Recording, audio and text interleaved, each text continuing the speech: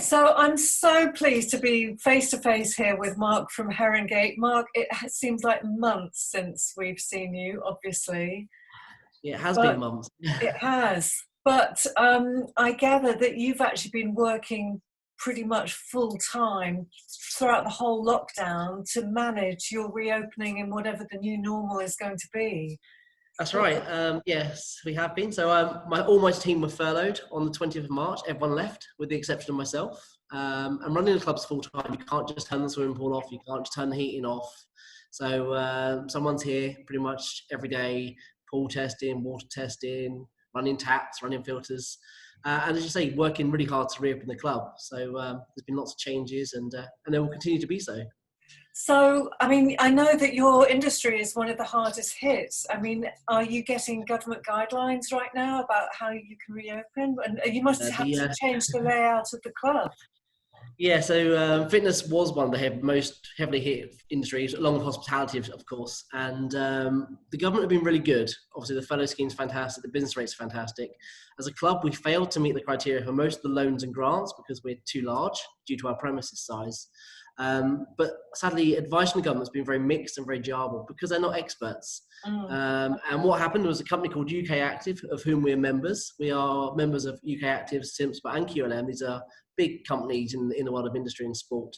They got together, they got all of the leading clubs, Parkrite, Nuffield Health, David Lloyd, they got everyone in one room and sat down and created this document, which is the new COVID-19. It's a lovely document. It's a framework for reopening of gyms, leisure centres and the fitness industry as a whole, incorporating social distance. This document outlines the minimum standard required for clubs to be able to be considered to be reopened. And that's going to be discussed with the UK government on July the 4th. And there are rumours that we're going to be opening mid-July. As a club, however, we will open when we feel we are ready and safe to open. We still have more improvements to make. Can you describe some of these, what members might be able to expect when they come back? When members come back, the club is going to look very, very different. There'll be no furniture in the club anymore. There's nowhere to sit. There's no seating because we're not allowed to encourage you to sit down. There'll be no reception. You'll walk in, much more spacious reception now, lighter, brighter, more spacious. There'll be your standard 2-metre safety signage, floor markings, lots of warnings. There'll be a one-way system in place. So you enter at reception, but you'll leave either via the rear door of the cafe or the rear door of the auditorium. So you're going to be working in the flow system. Any pinch points like the gym corridor, priority walkways are in place. So you have priority walking from reception to the gym, whereas if you come in the other way, then the priority, you're not having the priority the right way. And just the building itself is changing. The gym requires 2 meters spacing per equipment. So that means the CV area has to pretty much disappear. It's just not enough space there. So regrettably, we've had to close the squash courts. We've moved the wall across and the CV equipment has been relocated into those rooms. So what is CV equipment? So that's your cardiovascular. So your cross trainers, your running, well, the running machines are staying because they're just too big to move. But your running machines, cross trainers, upright bikes, those kind of equipment. That will allow us to spread all the other remaining gym equipment out, give you your 2 meters squared required spacing. Okay. So that's a and big change. Washing down equipment between people using it? Yes. We've got some really good equipment. I think I've got some over here. I really wasn't prepared, sorry.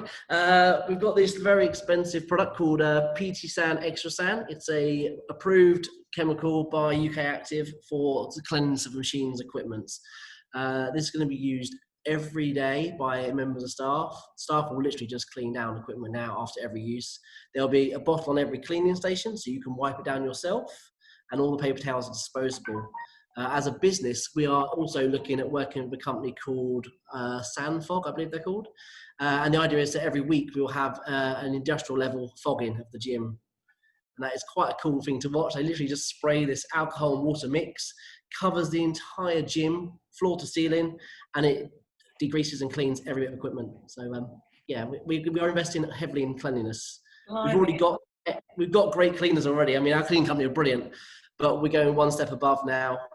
We're bringing in potentially a full cleanup during the day, so we can continue to manage our cleaning and keep on top of the standards. Okay, and what about changing rooms?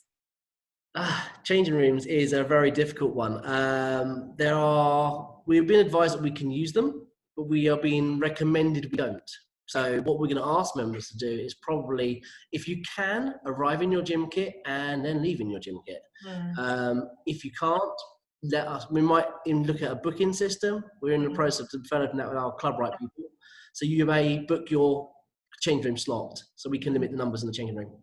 We will be marking out socially distant lockers, so it'll be every one missed two on lockers, just to give you that social distance gap. And again, we'll be removing certain bits of equipment, so it'll be one hairdryer and the ladies, not two, because the distance is not close enough.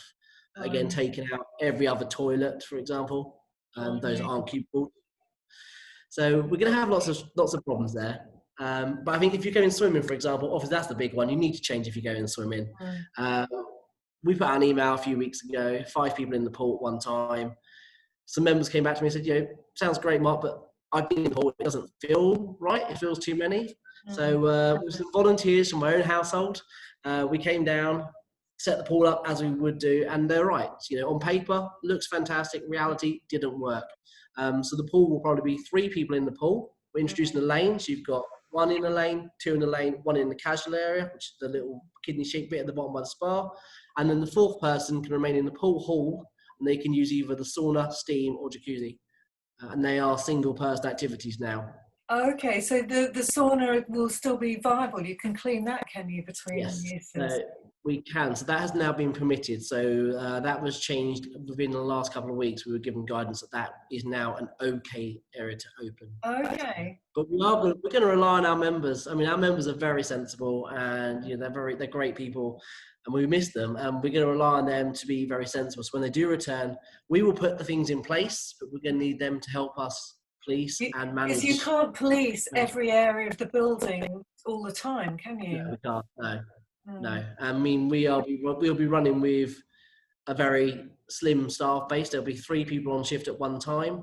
Very limited crossovers now. We can't really afford to have people crossing over because of contamination risk. So we want to make sure we're doing everything by the book, keeping everyone as safe as possible. And that includes investing a lot more money in new equipment. So we are looking at new upgraded aircon systems to give you 100% fresh air.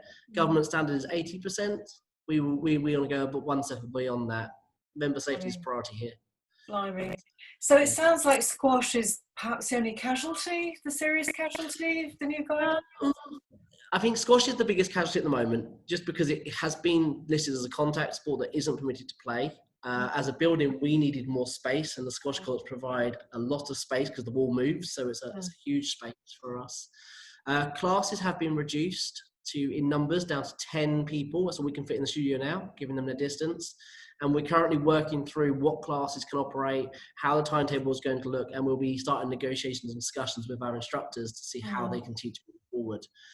Spinning is going ahead, but we can't offer virtual spinning anymore.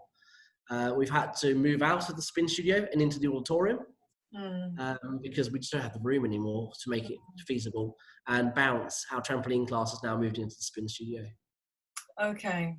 So another casualty was virtual spinning. We are no longer offering virtual spinning as a club. Can you just remind me what virtual spinning is? I can't visualize. It's a spin class run by Les Mills. You literally go in, the screen comes down, you get on your bike, you work really hard. But you don't have a physical instructor. You're doing it off the screen. No instructor, no, yeah. We can't operate that anymore. The auditorium isn't set up for that, and the spin studio, we can't put the bikes in there because it's too small space.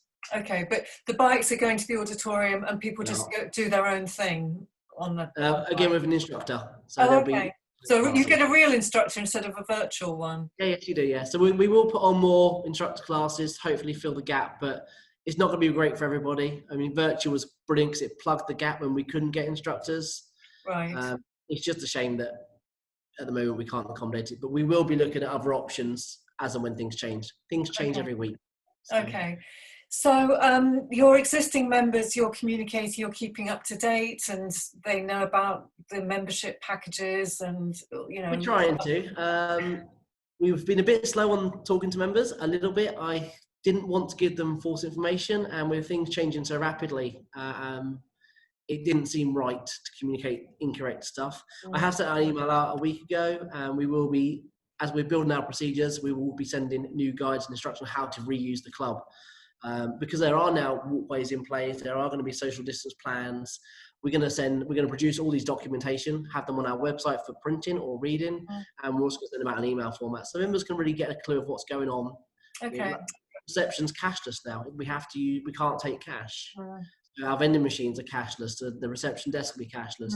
We will encourage our members to use the Clubright app for everything. And also, if you don't use the app anymore, if you don't scan into the club, we need to know you're here. We need to know. Not before, it was nice to know. Now we need to know, because that way we can offer track and trace. So if we do, which fingers crossed we never do, but if something did happen, we got a COVID case confirmed they had been in the club, we have procedures in place that we can then contact everybody within a 72-hour window that's been in the club with those people. If we don't know you're here, we can't tell you, and then you could still be transmitting that round. So, so these are the new things that are going to have. They were always compulsory. Probably weren't always followed up, mainly because the door never worked. But that'll all be rectified now, and it will be strictly enforced. So this is an app that members have on their phone, and any new member who's joined is this they're taught, it's all explained to them. It will be, yes. Okay. So in terms of if anybody has got the fitness bug during the lockdown and wants to join you as soon as they can, presumably all the joining information is on your website. It is, yes, although we wouldn't advise you joining until we are certified when we're going to reopen. Sure. Just because it's all well and good buying a membership now, but if you can't use it, you're going to waste your money. Exactly. We're not taking any subscriptions from any of our members while we're closed. Okay. Brilliant. Well done. I mean, it just sounds like such hard work, but at least you've got some industry guidelines. Obviously, there are many clubs in the same situation. So it has. We've been really lucky. There's been the independent gym people like myself, like ourselves here. We've all got together and we've worked really hard to make sure we do things right. And it's been helpful. I mean, one of our members actually runs the company that produces the stuff, so that's really, really good. And we're really key to keep everything local. Ramsbury Brewery are supplying all of our alcohol hand sanitizer, and there'll be hand sanitation throughout the club. We're using Boac in Reading to provide all of our cleaning materials. Our cleaning company is from Wallington, I think it is. We're trying to keep as much local as possible. Our aircon company are from Winchester, again, upgrading all the air conditioning systems. And it's really, we learned from our mistakes. Going out to London for the big boys doesn't always work. So no, we're really pleased that we've got the local community on board, and we're working with Ridgeway Press and print media, and I think we're really proud. Well, it's nice to see everyone, people from the Chamber of Commerce, getting back together again. So. Yeah, brilliant. Well, so hopefully the government consultation you said on the 4th of July. Yes, that's right. The government will basically listen to what you guys, the experts, are suggesting that will work for your industry. We're hoping so. I mean, we've taken the UK Active Framework as the bare standard, as the minimum, and we have looked to exceed it in every location. That's our goal as a club. And if that meant some financial implications, which we have had to adhere to, that's fine. We want to get it right for the members because we're here to stay. So it's all about member safety now. Brilliant. Make sure members come back into a safe environment. Well done. And I suppose you don't know about the cafe when that's scheduled. The cafe have opened most of their cafes now around the other locations they've got. I think they open those beginning of the month. We are probably looking at a July, August date for the cafe reopening here. Mid-July, end of July, who knows? But it'll be in that sort of time frame, and they'll be offering a takeaway service only.